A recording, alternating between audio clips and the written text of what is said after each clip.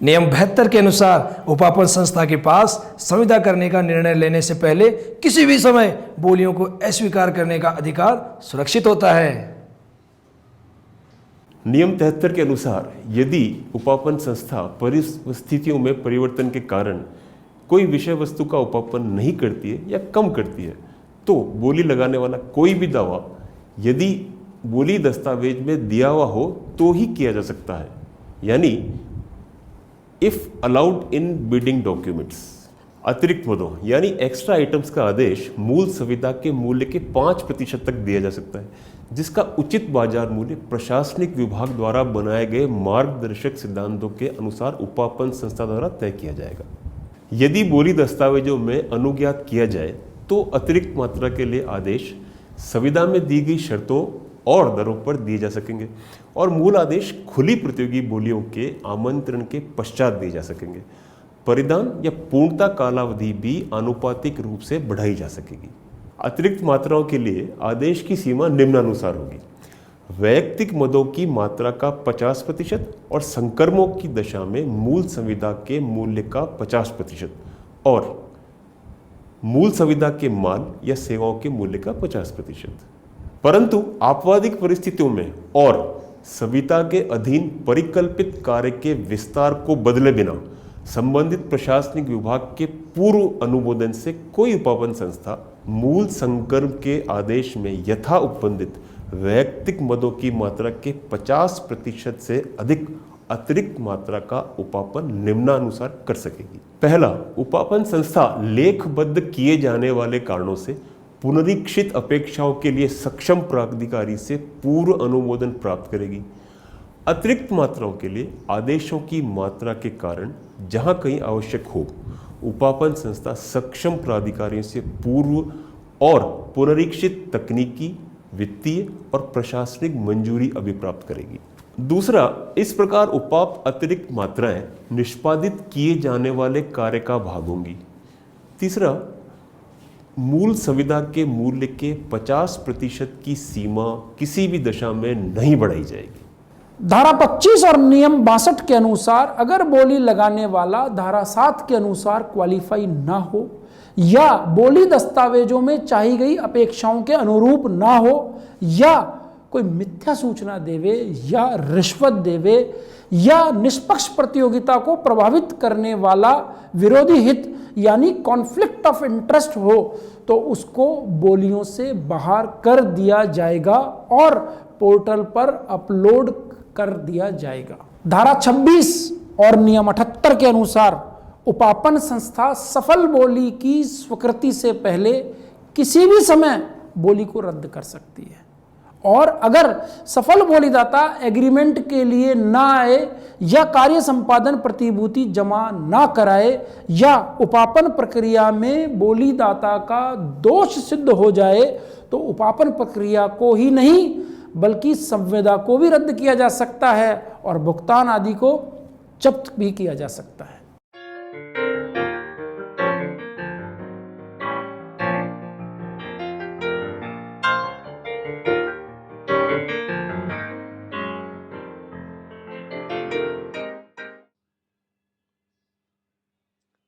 अब आ जाओ आप रूल 73। ये भी बहुत ही महत्वपूर्ण एक प्रावधान है नियमों का और अभी इसमें संशोधन भी हुआ है 16 फरवरी 2018 को, ठीक है ना। ये है रूल 73, संबंधित है quantity, right to vary quantity, मात्रा को कम ज़्यादा करने के संबंध में। मतलब ऑर्डर अगर अपन दे रहे हैं तो कितना रिपीट ऑर्डर दे सकते हैं, आम भाषा में बोलते हैं रिपीट ऑर्डर। रिपीट ऑर्डर को एक्ट के रूल्स में दे रखा है title right to vary quantity.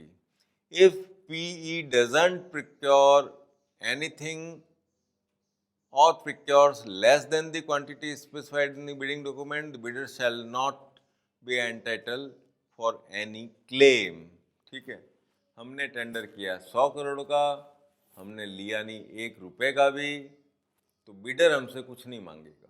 ठीक है, ये अनुमति मिलती है आपको 73 में। हो सकता है ऐसा हुआ हो, अभी बहुत से जगह ऐसा हुआ होगा कि हमने टेंडर किए ठीक है, अचानक से कोरोना आ गया।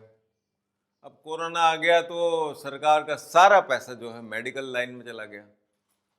अब मान लो फर्नीचर के ऑर्डर हुए होंगे या बिल्डिंग्स के ऑर्डर हुए होंगे, बहुत सारे ऑर्डर्स हुए होंगे, लेकिन परिस्थिति ऐसी आ गई कि अब government is not in a position to pay for other than medical purpose. So what will happen, they will not get anything, no claim. हमने टेंडर किया था, नहीं खरीद पा रहे हैं, कोई बात नहीं, तो हम फ्री किस नियम में हैं? हमारे पास नियम है 73, क्योंकि हम जब टेंडर करते हैं तो उसमें हर बिड डॉक्यूमेंट में लिखते हैं राजस्थान लोक उपापन में पारदर्शिता अधिनियम 2012 और 2013 के समस्त प्रावधान लागू होंगे। तो ऐसा लिखते ही आपका प्रावधान 73 लागू हो गया।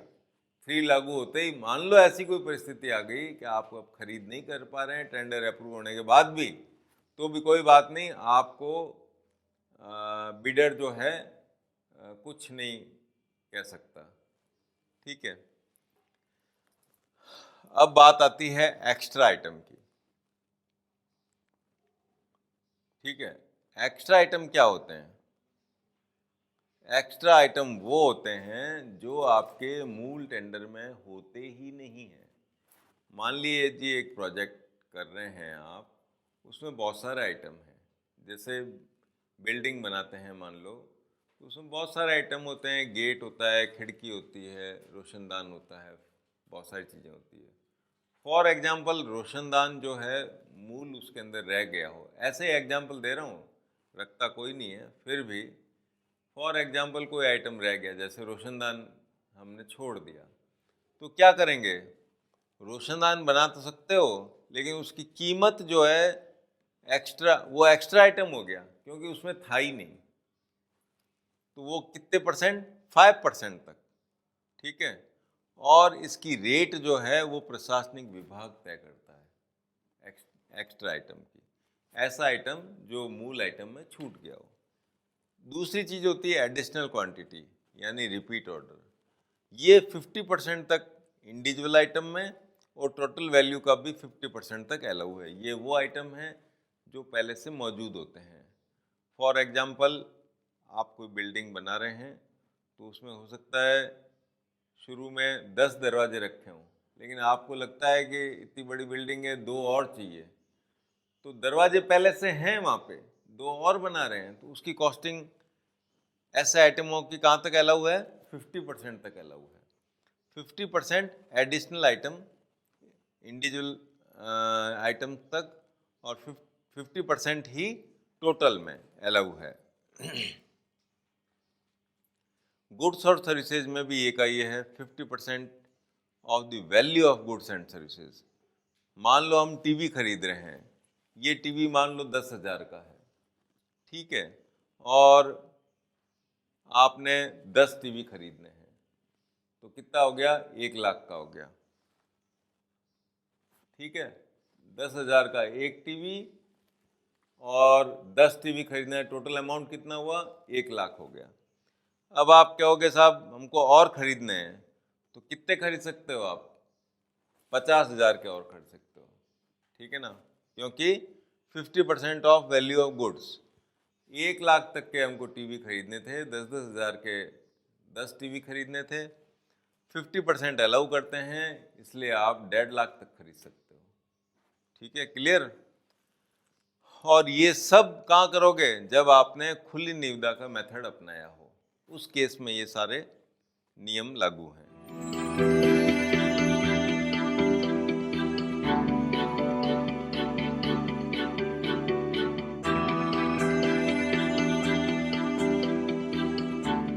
हम बात कर रहे हैं राजस्थान लोक उपापन में पारदर्शिता नियमों में अगर ये विषय आ जाए कि एक ही सप्लायर पूरी सप्लाई ना दे पाए, तो क्या व्यवस्था हो सकती है? मान लो ऐसी विषय वस्तु है आपकी जो क्रिटिकल नेचर की है, जैसे मान लीजिए कोई टीका है, कोई आउटब्रेक हो जाए, तो आपका अगर एक ही सप्लायर है तो नेचुरली सप्लाई में मान लो वो फेल हो जाए, तो आप क्या करोगे? ऐसी सिचुएशन के लिए आपके पास रूल नंबर 74 है। रूल नंबर 74 आपको कहता है डिवाइडिंग क्वांटिटीज जो है एक से ज़्यादा बिडर में कैसे बांटेंगे, इसके बारे में मेथड दे रखा है। लेकिन आपको ये पहले से टेंडर में व्यवस्था करनी पड़ेगी। आपका जो बिड डॉक्यूमेंट है, बोली दस्तावेजों में, इसको आपको क्लियर कट बताना पड़ेगा कि करना क्या है, कैसे डिवाइड होगी। तो ऐसे मामलों में जहाँ पे क्वांटिटी बहुत बड़ी है, एक सप्लायर नहीं कर पाए, अगर आपको ऐसा लगे कि एक सप्लायर नहीं कर पाएगा, तो आप पहले से प्री डिसाइडेड तरीके से आपने बोली दस्तावेज में लिख सकते हैं कि कौन कितना सप्लाई करेगा। फॉर एग्जांपल आप ये भी कर सकते हो कि मान लो मेरे को 1 लाख टीके खरीदने हैं और मुझे पता है कि 1 लाख टीके एक सप्लायर नहीं दे पाएगा, या दे पाएगा और मान लो फेल हो गया, तो हमारा क्या होगा। टीके का मामला है, लोगों की जान खतरे में पड़ सकती है, टीका नहीं मिला। तो ऐसी सिचुएशन अगर हो तो मैं क्या करूँगा, एज ए पी अपने क्वांटिटी को डिवाइड कर दूंगा पहले से, बाद में नहीं, टेंडर खुलने के बाद नहीं, टेंडर खुलने से पहले मैं ये डिसाइड कर दूंगा कि जो भी L1 आएगा, जिसकी भी दर कम होगी, उसको 50% of the order will be given. ठीक है, उसको हम सिर्फ आधी क्वांटिटी यानी 50,000 टीकों का ही ऑर्डर देंगे। फिर बाकी 50,000 कौन देगा, नेक्स्ट L2 देगा, अगर वो राजी हो उस रेट पे करने को, नहीं तो L3 देगा।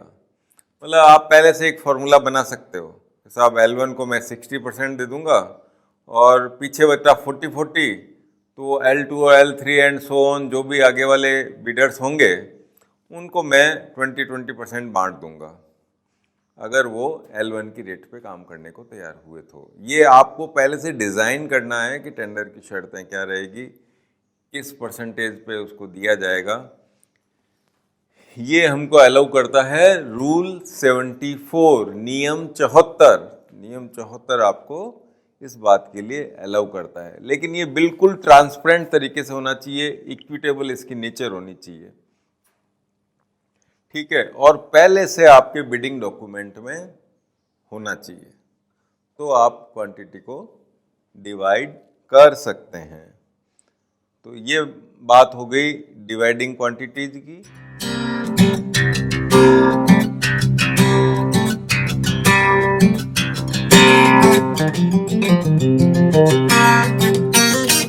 क्वांटिटी को डिवाइड कैसे करें। अब एक और महत्वपूर्ण सब्जेक्ट आपके सामने है, परफॉर्मेंस सिक्योरिटी। ठीक है, ये हिंदी में इसको निष्पादन प्रतिभूति कहते हैं। ठीक है, ये हम लेते हैं सक्सेसफुल बिडर्स से। जो आपके बहुत सारे बिडर्स हैं, सब ने बोली लगाई, जो L1 आपने तय करा, जो जिसको भी आप परचेज ऑर्डर देते हैं उससे ये लेते हैं परफॉर्मेंस सिक्योरिटी। ठीक है, और जो भी सेंटर गवर्नमेंट, स्टेट गवर्नमेंट के डिपार्टमेंट्स हैं, या उनकी कोई सोसाइटी बनी हुई है, कोई कंपनी बनी हुई, गवर्नमेंट कंपनीज, उनसे हम परफॉर्मेंस सिक्योरिटी नहीं लेते, बल्कि हम उनसे लेते हैं परफॉर्मेंस डिक्लेरेशन। परफॉर्मेंस सिक्योरिटी का एक डिक्लेरेशन ले लेते हैं, लेकिन सिक्योरिटी जो है बैंक गारंटी या उस फॉर्मेट में हम नहीं लेते, सिर्फ उनसे एक घोषणा लेते हैं। ठीक है, सरकारी कंपनियों वगैरह से। अब रहा सवाल क्या है, परफॉर्मेंस सिक्योरिटी कितनी लेवें L1 से, तो वो सबके लिए अलग अलग कर रखी है। यूजुअली तो देखो मामला आता है गुड्स का, तो उसमें तो लेते हैं 5%, गुड्स में लेते हैं 5%, और वर्क्स में लेते हैं 10%। लेकिन वर्क्स में ये सुविधा है कि वो अपने रनिंग बिल के साथ 10% कटाता जाएगा, आप उसको शुरू में देने के लिए बाध्य नहीं कर सकते, क्योंकि ये उसमें सुविधा दे रखी है। इसके अलावा जो राजस्थान की SSI यूनिट है, यानी जो आजकल MSME बोलते हैं जिसको, तो उनसे 1% लेनी है MSME से, और सिक यूनिट है उनसे 2% लेंगे। ठीक है। राजस्थान के जो रुग्ण उद्योग हैं जिनको घोषित कर रखा है राजस्थान सरकार ने, उनसे आप 2% लेंगे। इस तरह से आप ये बिड सिक्योरिटी लेते हैं। ये जो है ई ग्रास पे जमा करा सकते हैं, डिमांड ड्राफ्ट के रूप में हो सकती है, बैंक गारंटी के रूप में हो सकती है, बैंकर्स चेक के रूप में हो सकती है, एनएससी के रूप में हो सकती है, एफडीआर के रूप में हो सकती है। लेकिन एफडीआर वगैरह जो बनेगी वो पीई प्रोक्योरिंग एंटिटी के नाम से पहले से प्लेस्ड होगी। ठीक है, उसके नाम से ही बननी चाहिए और उसमें ये भी लिखा होना चाहिए कि वो बिना किसी शर्तें जब भी मांगी जाएगी वो पीई को उसका भुगतान कर दिया जाएगा। अच्छा, इसमें एक और किया हुआ है कि जो भी बैंक गारंटियाँ वगैरह देंगे या एफडी देंगे, वो जो भी आपका कार्य संपादन पूर्ण होना है, उसकी जो कॉन्ट्रैक्ट में जो भी आपने उसकी पीरियड तय कर रखा है, डिफेक्ट लाइबिलिटी वगैरह के पीरियड भी होते हैं। वर्क्स के अंदर ये होता है कि मान लो सड़क बनाई है तो वो 5 साल तक सही काम करे, उसमें कोई दोष हो तो उसका वो निवारण करेगा। तो वो 5 साल का पीरियड जब ख़त्म होगा उसके बाद हम उसकी ये लौटाएंगे। बीच में गड़बड़ हो गया तो ये जब्त कर लेते हैं। तो कहने का मतलब ये कि वो जो पीरियड जब 5 साल का, या गुड्स के मामले में आपने ये कर लिया कि सेटिस्फैक्ट्री सप्लाई जब उसने दे दी हो, आपको पूरी कर दी हो, उस पीरियड के उस तारीख के 60 दिन बियॉन्ड, 60 दिन ज़्यादा की होनी चाहिए। तो वो इसलिए सेफ्टी रखते हैं कि मान लो आपको डिसाइड करने में थोड़ा टाइम लग जाए कि इसकी सेटिस्फैक्ट्री सप्लाई है या नहीं है, या इसने जो काम करना था वो ठीक से किया या नहीं किया, डिफेक्ट लाइबिलिटी में डिफेक्ट पूरा किया या नहीं किया। ये सारे इश्यूज तय करने में अगर समय लग जाए तो हम अपनी सेफ्टी के लिए 60 दिन ज़्यादा की वैलिडिटी उसकी रखते हैं। किसकी? परफॉर्मेंस सिक्योरिटी में वो जो भी इंस्ट्रूमेंट आपको दे रहा है उसकी। ठीक है। और इसके अंदर एक महत्वपूर्ण स्टेज ये है कि आप उसको जब लेटर ऑफ अवार्ड देते हो उससे 15 दिन के अंदर अंदर उसको जमा करानी जरूरी है। 15 दिन में अगर वो नहीं करावे तो उसको आउट कर दो, नेक्स्ट L2 को आप ऑर्डर दे सकते हो। उसको कहोगे भाई आप आ जाओ, अनुबंध करो और परफॉर्मेंस सिक्योरिटी जमा कराओ। तो 15 दिन में उसको जमा करानी जरूरी है। ठीक है। अब इसके बाद हम लेंगे परफॉर्मेंस सिक्योरिटी, हमने देख ली, और परफॉर्मेंस सिक्योरिटी के बाद ये सारे जो अपन ने रूल्स देखे हैं अभी वो थे बिड इवैल्यूएशन से संबंधित। ठीक है, बिड देख लिया हमने। अब हम बात करेंगे धारा 25 और रूल 62।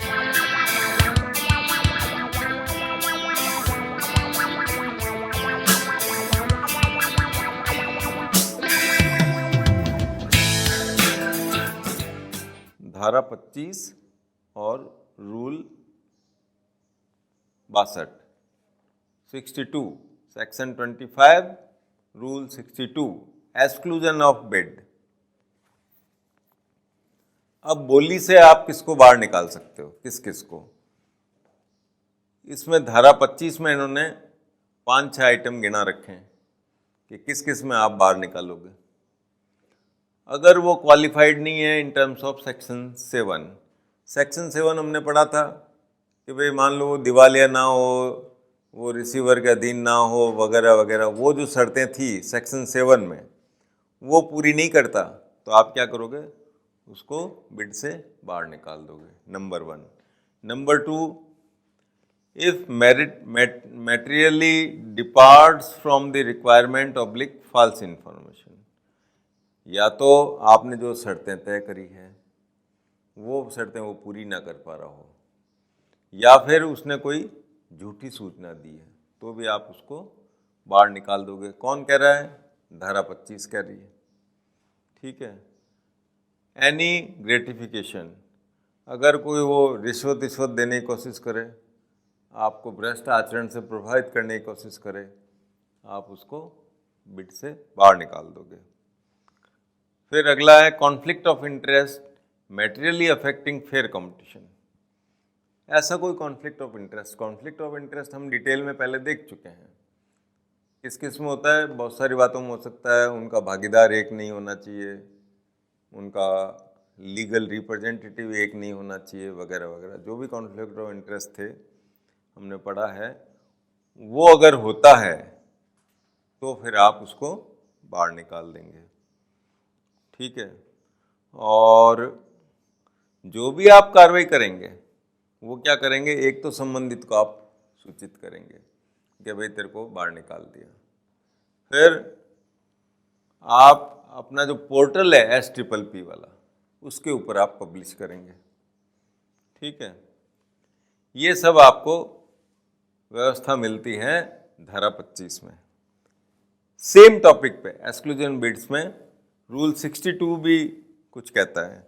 रूल 62 को क्या कहता है? ज़्यादा कुछ भी नहीं कहता है, सिर्फ इतना कहता है कि फॉलो करो सेक्शन 25 को।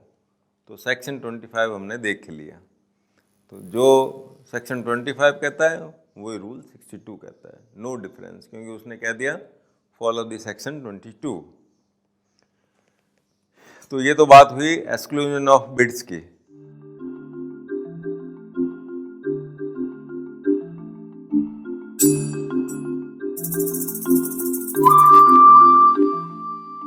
अब है कैंसिलेशन ऑफ प्रिकरेंट प्रोसेस। आपने जो निविदाएं करी है उसको पूरे कोई रद्द करने का मूड बन जाए, तो मूड क्यों बने, किस खुशी में बने, ये देखने की बात है। तो कैंसिलेशन का मूड बनाने के लिए और मूड बनाने से पहले आपको धारा 26 और रूल 78 पढ़ लेना चाहिए। आप बिड को कैंसिल किस में करोगे? धारा 26 में और नियम 78 में। धारा 26 आपको कह रही है कि एक बार आपने अगर कैंसिल कर दिया, ठीक है, तो टेंडर को अगर आपने कैंसिल कर दिया तो इसको किसी भी सूरत में रीओपन नहीं कर सकते आप। Cancel bid cannot be reopen, बिल्कुल क्लियर फंडा है। कैंसिल करने से पहले सोच समझ के आप उसके कारण रिकॉर्ड पे रख लो। अगर आपने कैंसिल कर दी तो दोबारा रीओपन आप नहीं करेंगे। कौन कह रहा है? सेक्शन 26 कह रहा है, धारा 26 ही कहती है आपको। और आप क्या करोगे? सबको इमीडिएटली इन्फॉर्म करोगे कि श्रीमान जी आपकी निविदाएं, आपकी बिड निरस्त कर दी गई है, फलां बिड निरस्त कर दी। ये सबको इंटीमेट करोगे। कौन कह रहा है? सेक्शन 26 कह रहा है। अच्छा, मान लीजिए आप बिड को एक्सेप्ट करने से पहले उसको रिजेक्ट करते हैं, तो सबको रीजंस भी आपको बताने का, आपने क्यों करी। ऐसे ही बैठे बैठे मूड नहीं बनाओगे कि टेंडर कैंसिल कर देता हूँ, नहीं। आपको रीजंस भी बताना है सबको। आपके जो बिडर्स हैं आप उनको कारण सहित चिट्ठी लिखोगे, इस कारण से की जाती है। यो नहीं आपका एकदम विम्जिकल मूड हो गया और आपने टेंडर निरस्त कर दिया। नो, आपने बिड अगर स्वीकार नहीं करी है, उससे पहले आप करते हो, तो आप उनको इन्फॉर्म द रीजंस, कारण बताइए कि आपने क्यों उसको रिजेक्ट किया। ठीक है। अच्छा, अगर आपने बिड, ये तो बात हुई बिड स्वीकार करने से पहले, और अगर आपने बिड स्वीकार करने के बाद अगर आप इसको कैंसिल करने की सोचते हो, तो फिर इसमें प्रावधान ये दिया हुआ है कि alter acceptance if do not sign agreement or deposit preference security, और B है if convicted rescind contract and forfeit payments। देखिए बोली आपने स्वीकार कर ली, तो अब आपके पास रिजेक्ट करने का क्या है? तो मान लो वो आपके पास आ ही नहीं रहा है एग्रीमेंट साइन करने के लिए भी, तो आप क्या करोगे? उसकी परफॉर्मेंस सिक्योरिटी जो है ये साइन करने नहीं आ रहा और परफॉर्मेंस सिक्योरिटी जमा नहीं कर रहा, भाई उसको आप LOA जारी करते हैं, लेटर ऑफ इंटेंट, तो उसके बाद उसकी ड्यूटी है कि वो 15 दिन के अंदर अंदर आके आपसे कॉन्ट्रैक्ट कर ले, आपसे संविदा पे हस्ताक्षर करे, है ना। अपने 0.25 का जो रूल है उतने का स्टाम्प खरीद के लाए, नॉन जुडिशियल स्टाम्प खरीदेगा 0.25% ऑफ द ऑर्डर वैल्यू, और आपके सम्मुख पेश करे कि साहब आप वो करो, एग्रीमेंट करो, और अपनी परफॉर्मेंस सिक्योरिटी 2% जो बनती है, या जो भी रुग्ण उद्योग है तो 2, अदरवाइज तो 5% है, नहीं तो जो भी उसकी तय है वो लाके जमा कराए। नहीं कराता तो हम क्या करेंगे?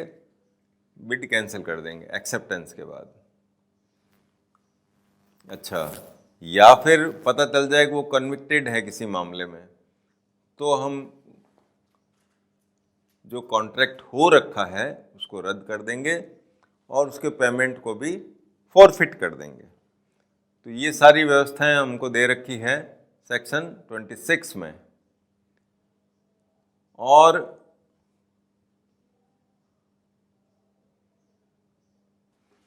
तो हमने ये सेक्शन 26 धारा 26 के बारे में देख लिया, और नियम 78 जो है वो इसी को रिपीट करता है।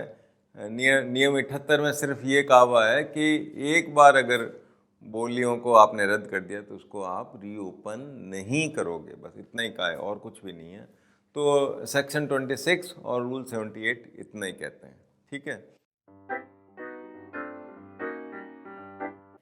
धारा 27 और नियम 70 व 71 के अनुसार न्यूनतम कीमत वाली बोली या सर्वाधिक लाभप्रद बोली को सक्षम प्राधिकारी से अनुमोदन के पश्चात सभी बोलीदाताओं को सूचित करते हुए पोर्टल पर अपलोड किया जाएगा। बोली मूल्यांकन समिति के किसी सदस्य द्वारा मतभेद जाहिर करने पर मामले को अगले उच्चतर प्राधिकारी के समक्ष प्रस्तुत किया जाएगा। जिस बोलीदाता को स्वीकृति पत्र या आशय पत्र जारी किया गया है उसे 15 दिनों के अंदर नॉन जुडिशियल स्टाम्प पर अग्रीमेंट करना होगा, साथ ही कार्य संपादन प्रतिभूति जमा करानी होगी। अग्रीमेंट होने और कार्य संपादन प्रतिभूति राशि जमा होने के बाद अन्य बोलीदाताओं को उनकी बोली प्रतिभूति राशि लौटा दी जाएगी। जैसे ही सक्षम प्राधिकारी द्वारा कोई बोली स्वीकार की जाती है, उसकी लिखित सूचना संबंधित बोली लगाने वाले को रजिस्ट्रीकृत डाक या ईमेल द्वारा भेजी जाएगी और उससे अपेक्षित मूल्य के न्यायिकेतर स्टाम्प पर बोली दस्तावेजों में दिए गए रूप विधान में एक करार निष्पादित करने और यदि लागू होती हो तो कार्य संपादन प्रतिभूति की रकम या कार्य संपादन प्रतिभूति की घोषणा बोली दस्तावेजों में विनिर्दिष्ट कालावधि के भीतर या जहां ऐसी कालावधि बोली दस्तावेजों में विनिर्दिष्ट न हो तो उस तारीख जिसको स्वीकृति पत्र या आशय पत्र बोली लगाने वाले को प्रेषित किया जावे से 15 दिवस के भीतर जमा कराने के लिए कहा जाएगा। नियम 75 के अनुसार सफल बोलीदाता से माल और सेवाओं के उपापन में 5% और संकर्मों में 10% तथा राजस्थान के लघु उद्योगों यानी MSME से 1% और रुग्ण उद्योगों से 2% कार्य संपादन प्रतिभूति ली जाएगी। संकर्मों के मामले में संवेदक के पास यह विकल्प उपलब्ध है कि वह अपने चालू बिलों एवं अंतिम बिल के भुगतान में से 10% की दर से कार्य संपादन प्रतिभूति की राशि की कटौती करवा सकता है। राज्य या केंद्र सरकार के विभाग, बोर्ड, कंपनी, स्वायत्तशासी निकाय, रजिस्ट्रीकृत सोसाइटियों से कार्य संपादन प्रतिभूति के स्थान पर कार्य संपादन घोषणा लिए जाने का नियम 75 में प्रावधान है। एग्रीमेंट होने और कार्य संपादन प्रतिभूति जमा होने के बाद अन्य बोलीदाताओं को उनकी बोली प्रतिभूति राशि लौटा दी जाएगी।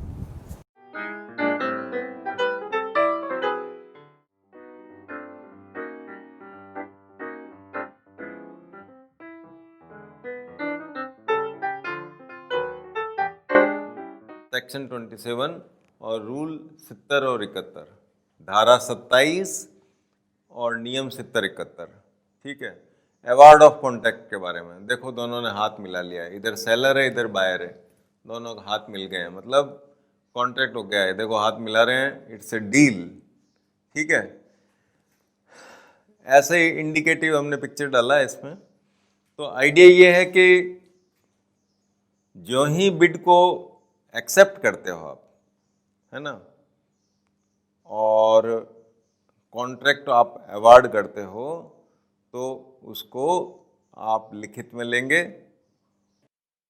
अवार्ड ऑफ कॉन्ट्रैक्ट के बारे में हमें धारा 27 और नियम 70 और 71 में प्रावधान मिलते हैं। धारा 27 और नियम 70 और 71 हमें इस बात के लिए निर्देशित करते हैं कि ज्यों ही बोली आप स्वीकार करते हैं सभी को आप सूचित करेंगे, लिखित में इन्फॉर्म करेंगे, और आपका जो ये निर्णय है, कौन सा निर्णय, कॉन्ट्रैक्ट अवार्ड करने का, इसको पोर्टल पे अपलोड करेंगे। अब अगर इस निर्णय को लेने में कोई तरह का मतभेद है कमेटी में, जो उपापन समिति बनी हुई है, नियम 3 में जो हम समिति बनाते हैं, उसमें अगर किसी सदस्य का मतभेद है, वो सहमत नहीं है, तो फिर आप क्या करेंगे? क्या अवार्ड नहीं करेंगे उसको? इस परिस्थिति में नियम 70 हमको ये कहता है कि आप इस प्रकरण को नेक्स्ट हायर अथॉरिटी को भेजिए डिसाइड करने के लिए। कमेटी में डिस्प्यूट हो गया तो कौन डिसाइड करेगा? नेक्स्ट हायर अथॉरिटी डिसाइड करेगी। ये बात आपको रूल 70 में मिलती है, ठीक है। फिर रूल 71 आपको कहता है कि जो भी आप डिसाइड करें अवार्ड करने को, जिसको भी कॉन्ट्रैक्ट अवार्ड का है, उसका जो पब्लिकेशन है वो आप करेंगे पोर्टल पे, ठीक है। ये आपके प्रावधान है धारा 27 और नियम 70 और 71 के।